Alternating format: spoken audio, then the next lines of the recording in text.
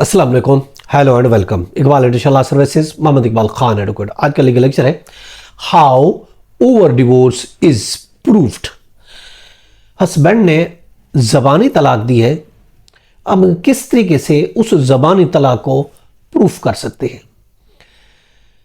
बाद में अगर वो ताकि मुकर नहीं सके, हमने डॉक्यूमेंटेशन भी करनी है, तो किस तरीके से अक्सर ऐसा होता है हस्बैंड गुस्से में जज्बात में आके बीवी को तलाक दे देता है ज़बानी तौर पर, मगर बाद में मुकर जाता है, इनकारी हो जाता है कि मैंने तो तलाक नहीं दी। कहता है आपके पास क्या प्रूफ है। तो अब हम ये देख रहे हैं कि किस तरीके से हम ओरल डिवोर्स को हम प्रूफ कर सकते हैं। देखिए, ज़बानी तौर पर भी डिवोर्स लीगली तौर पर और शरई तौर पर हो सकती है।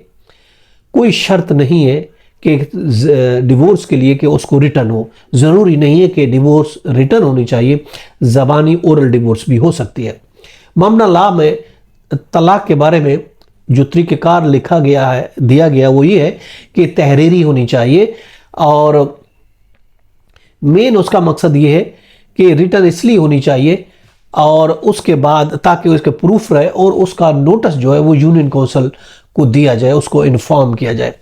तो ये एक प्रूफ होगा, और इस तरीके से एक जब ये प्रूफ होगा लड़की के लिए भी, वो ताकि वो दूसरी शादी भी कर सके। अदरवाइज तो वो उस पर इल्ज़ाम भी लगा सकता है कि मैंने तो तलाक नहीं दी, तो आपने किस तरीके से दूसरी शादी कर ली। तो एक ये है कि वो एक तरीके से उसको आज़ादी मिल जाए। जब उसको डिवोर्स दे दी जाती है, एक प्रूफ दे दिया जाता है, वो आज़ाद हो जाती है, वो दूसरी शादी जहाँ चाहे कर सकती है।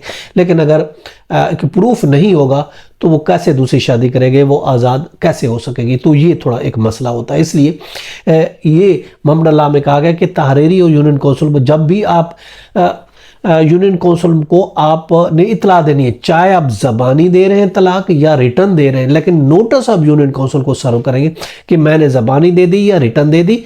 अब उसके बाद आप यूसी को इन्फॉर्म करेंगे। ये लीगल तरीके का रहा। शिया, अगर कोई शिया भी तलाक दे सकता है, और जहाँ तक सीगों का ताल्लुक है, वो सीगों के लिए खुद भी मौजूद हो सकता है और सीगों के लिए किसी को वो वकील भी मुकर्रर कर सकता है। और और इसी तरीके से बीवी भी सीगे के लिए अपना वकील मुकर्रर कर सकती है।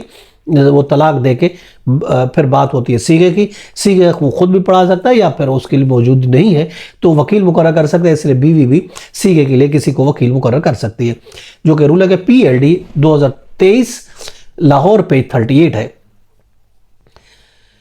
कि ये भी आपको बता दें कि ये एक राइट है, हस्बैंड का राइट होता है कि वो जब चाहे यूनिलेटरी तौर पर अपनी बीवी को तलाक दे दे। उस पर हम ये नहीं कह सकते कि ये तलाक क्यों दी या आपने इस तरीके से क्यों दी।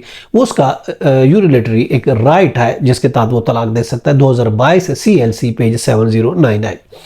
ज़बानी तलाक अगर देता है, ज़बानी तलाक की सूरत में देखिए, अगर ज़बानी वो तलाक देता है तो उसका इजहार ज़बानी उसके ज़बान से जो है वो वाज़े होना चाहिए। वो ज़बान से अगर दे रहा है तो वो अल्फाज वाज़े होने चाहिए, और उसके बाद वो यूनियन काउंसिल में नोटिस भेजे कि मैंने ज़बानी तौर पर तलाक दे दी, अब यूनियन काउंसिल को मैं इतला दे रहा हूँ।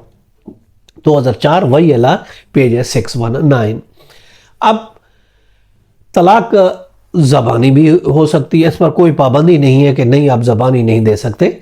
और इसके लिए तलाक के लिए ये भी ज़रूरी है कि दोनों जो तलाक दे रहा है ऑफ कोर्स वो अपनी बीवी की गैर मौजूदगी में भी तलाक दे सकता है, और उसकी इसके अलावा उसकी प्रेजेंस भी ज़रूरी नहीं, उसकी गैर मौजूदगी में भी वो दे सकता है। और ये भी पाबंदी नहीं है कि वो ज़बानी दे या रिटर्न दे। और एनीवे जो भी अगर हो जाती है, चाहे ज़बानी है या रिटर्न है, उस पर फिर दोनों फ़रीक़ैन के लिए लाजमी है कि उसकी पाबंदी करें। चाहे उसे ज़बानी दी है तो उसको चाहिए वो उसकी पाबंदी करे। इसमें बहुत ज़्यादा रूलिंग है। 1983 SCMR पेज 942 है। इसके अलावा PLD 2000 है, क्वेटा पेज 46 है। इसके अलावा 2002 है, WLR है 2895 है। PLD 2002 है, कराची पेज 518 है। इसी तरीके से 2008 है, WLR AJK पेज 293 है। इसी तरह 1984 है, SCMR है पेज 2098 है। अब डिवोर्स उसने दी और हस्बैंड कहता है ऑफ कोर्स मैंने डिवोर्स दे दी है। तो जब वो खुद इस चीज़ को एडमिट करता था तो वो डिवोर्स जो वो इफेक्टिव होगी। अब 3 बार देता है तो वो ऑफ कोर्स वो तलाक जो है वो इररिवोकेबल हो जाती है, 3 बार दे देता है। अब उसके बाद उसको ये चाहिए कि वो यूनियन काउंसिल को इन्फॉर्म करें। 2016 CLC पेज 180 लाहौर है। अब ज़बानी तलाक दिए, केस में ज़बानी तलाक दी, हस्बैंड ने बीवी को ज़बानी तलाक दी। उसके बाद बीवी ने खर्चे का केस फाइल कर दिया। अब शोहर ने तो कहा कि मैं तो तलाक दे चुका हूँ, मगर फिर उसको साबित करना पड़ेगा कि मैंने तो उसको तलाक दी थी, मैं खर्चा क्यों दूँ। उसे वाकई पहले उसे ज़बानी तौर पर तलाक दे दी थी, उसे लिख के नहीं दिया, मान नहीं रहा था। बीवी ने खर्चे का केस किया। जब बीवी ने खर्चे का केस किया तो आ गया लाइन पे, कहता है नहीं मैंने तो तलाक दे दी। अब कोर्ट ने ठीक है आपने तलाक दी है तो उसको प्रूफ करो, और प्रूफ करने में नाकाम हुआ तो कोर्ट ने उसको बीवी को खर्चे का केस अलाउ कर दिया।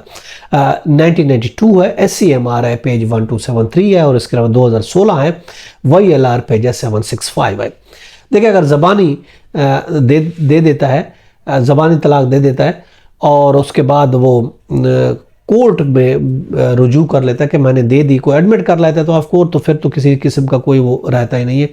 और इसी तरीके से ज़बानी के अलावा अगर वो फ़ोन पे या मैसेज के ज़रिए भी अगर तलाक देता है तो वो भी ऑफ कोर्स एडमिट करता है, तो फिर वो ऑफ कोर्स वो तलाक जो है वो हो चुकी होगी। लेकिन अगर वो इस चीज़ को नहीं मानते तो फिर प्रूफ करना पड़ेगा। ये भी हो सकता है कि किसी और ने उसके मोबाइल से लिख के दे दिया हो, तलाक लिख के दिया हो या व्हाट्सअप कर दिया हो, तो ये चीज़ें फिर प्रूफ करना पड़ेंगी कि वाकई ये उसी का मोबाइल के साथ वो वही यूज़ कर रहा था और उसी के अल्फाज हैं और उसी ने लिख के दिए।